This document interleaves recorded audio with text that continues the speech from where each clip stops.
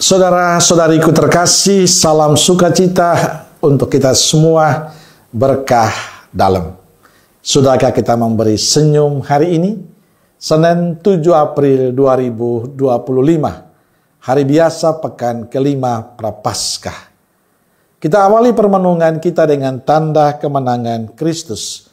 Dalam nama Bapa dan Putra dan Roh Kudus. Amin. Permenungan kita diambil dari Injil Yohanes bab 8 ayat 1 sampai 11.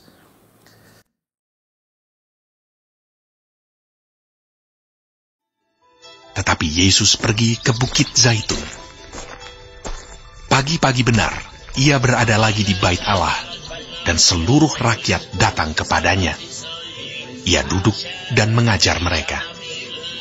Maka ahli-ahli Taurat dan orang-orang Farisi membawa kepadanya seorang perempuan yang kedapatan berbuat zina. Mereka menempatkan perempuan itu di tengah-tengah, lalu berkata kepada Yesus, "Rabi, perempuan ini tertangkap basah ketika ia sedang berbuat zina. Musa dalam hukum Taurat memerintahkan kita untuk melempari perempuan-perempuan yang demikian.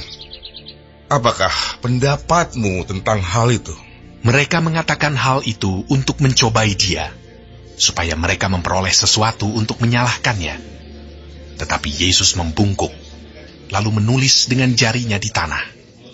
Dan ketika mereka terus-menerus bertanya kepadanya, ia pun bangkit berdiri, lalu berkata kepada mereka, "Barang siapa di antara kamu tidak berdosa, hendaklah ia yang pertama melemparkan batu kepada perempuan itu." Lalu ia membungkuk pula dan menulis di tanah. Tetapi setelah mereka mendengar perkataan itu, pergilah mereka seorang demi seorang, mulai dari yang tertua. Akhirnya, tinggallah Yesus seorang diri dengan perempuan itu yang tetap di tempatnya. Lalu Yesus bangkit berdiri dan berkata kepadanya, "Hai perempuan, di manakah mereka? Tidak adakah seorang yang menghukum engkau?"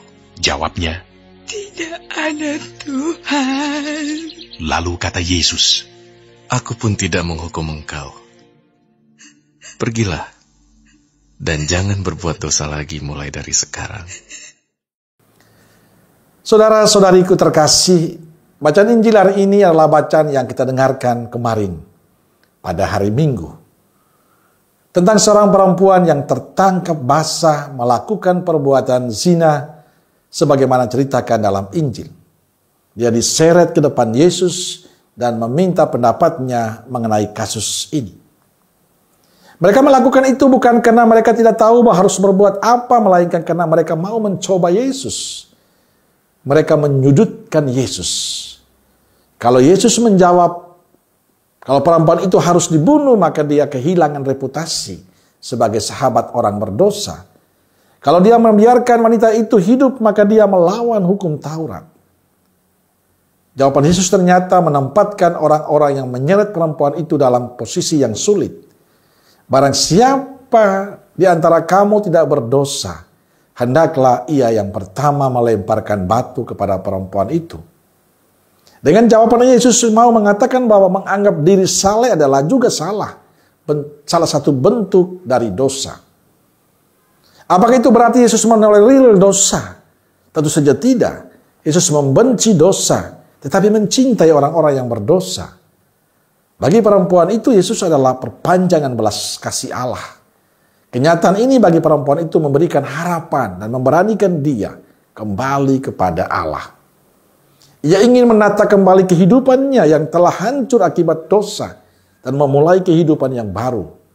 Hanya dengan cara itu dia akan bahagia, dia akan damai dan sukacita. Saudaraku yang terkasih, Injil hari ini menegaskan pada kita bahwa Yesus sangat keras menegur mereka yang menyeret perempuan itu kepadanya. Yesus bertindak keras karena mereka itu menganggap diri lebih baik, lebih suci, lebih layak masuk surga. Itu sangat keras akan kesombongan seseorang. Tapi di sisi lain Yesus bersikap lemah lembut pada perempuan itu yang tidak berdaya, yang lemah, yang merasa diri berdosa. Kita juga bisa menjadi orang banyak yang seperti ceritakan dalam Injil hari ini. Kalau kita suka menceritakan kejelekan orang lain, Kalau kita suka menghakimi orang lain, kalau kita menganggap diri kita saleh, tapi kita juga bisa belajar dari perempuan yang diceritakan dalam Injil, yang sadar akan kedosaannya dan mau datang pada Yesus. Yesus akan menyambut kita dengan cinta dan sukacita. Amin. Semoga Allah yang Maha Kasih memberkati saudaraku sekalian, Bapa, Putra, dan Roh Kudus. Amin. Roh Kudus Nazaret, doakanlah kami. Amin. Berkah dalam.